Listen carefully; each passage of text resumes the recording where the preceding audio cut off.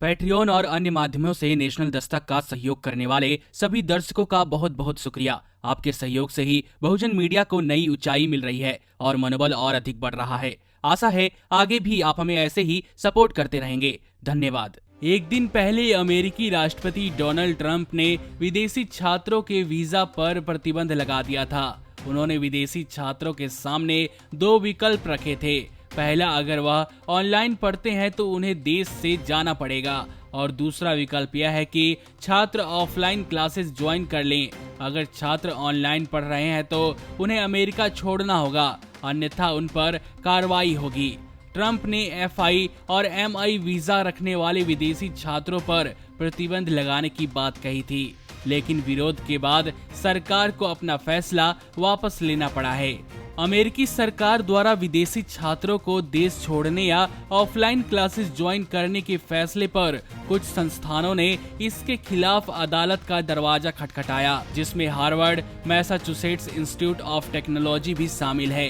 इन संस्थानों ने सरकार के फैसले की आलोचना की और ट्रंप प्रशासन को अदालत में चुनौती दी। इस कारण अब सरकार को पीछे हटना पड़ा है।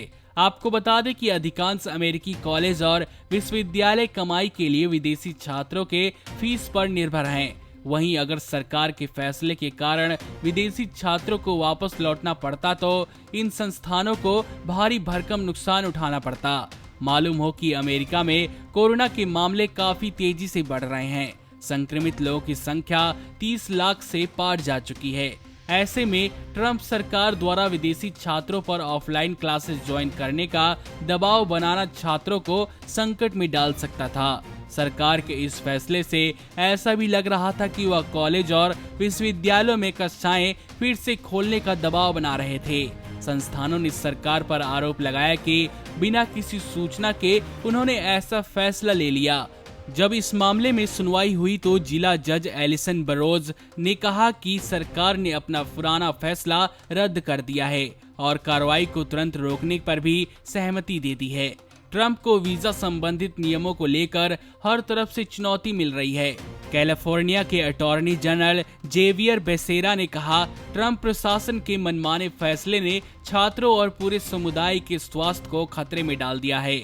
इस संकट की घड़ी में सरकार को लोगों के जीवन को खतरे में डालकर संसाधनों को बर्बाद करने की जरूरत नहीं है। इससे पता चलता है कि अमेरिका में संस्थानों की कितनी क्षमता है और गलत फैसलों के लिए सरकार को भी अदालत में चुनौती दे दी जाती है और विरोध होने पर अंतिम में सरकार को कोर्ट के सामने झुकना भी पड़ता है। नमस्कार। नेशनल दस्तक अपनी आर्थिक जरूरतों को पूरा करने के लिए अपनी ऑडियंस पर निर्भर है। बहुजन समाज से संबंधित मुद्दों को उठाने के कारण यूट्यूब की तरफ से नेशनल दस्तक की कई वीडियो पर एड्स नहीं दी जाती, जिसके कारण हमें आर्थिक समस्याओं का सामना करना पड़ रहा है। आपका एक छोटा सा कदम बहुजन मीडिया को बचा सकता है। आपके सहयोग और सहायता के कारण ही हमने अभी तक यह मुकाम हासिल किया है।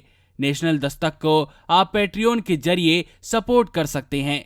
इसके साथ ही आप अन्य माध्यमों जैसे UPI, गूगल पे, डेबिट कार्ड, वॉलेट, फोन पे आदि से भी हमारी मदद कर सकते हैं, जिसका लिंक वीडियो के नीचे डिस्क्रिप्शन में डाल दिया गया है। पैट्रियन पर आप हमें प्रतिमाह $2 यानी 140 रुपए प्रतिमाह से हमारे साथ जुड़ सकते हैं। दूसरे माध्यमों में राशि की कोई सीमा नहीं है। आपके सहयोग से ही बहुजन मीडिया को एक नई दिशा मिली है और इसे अभी एक नए मुकाम तक लेकर जाना बाकी है, जो आपके साथ के बिना संभव नहीं है। आपसे डायरेक्ट फंडिंग से हम आपके अधीन हो जाएंगे और एक स्वतंत्र मीडिया के तौर पर समाज की आवाज को बुलंद कर पाएंगे। धन्यवाद। नेशनल दस्तक को देखने वालों से अपील है कि वह नेशनल दस्तक के सपोर्टर फॉर्म को भरें ताकि हम सीधे आपसे जुड़ सके। नेशनल दस्तक की आपसे गुजारिश है कि अगर इसको बचाना चाहते हैं तो नेशनल दस्तक को सब्सक्राइब करने के लिए रेड कलर के सब्सक्राइब बटन को दबाएं, फिर बेल आइकन की घंटी दबाएं। नेशनल दस्तक को बचाने के लिए बहुत जरूरी है कि हर खबर को शेयर करें, लाइक करें, कमेंट जरूर करें।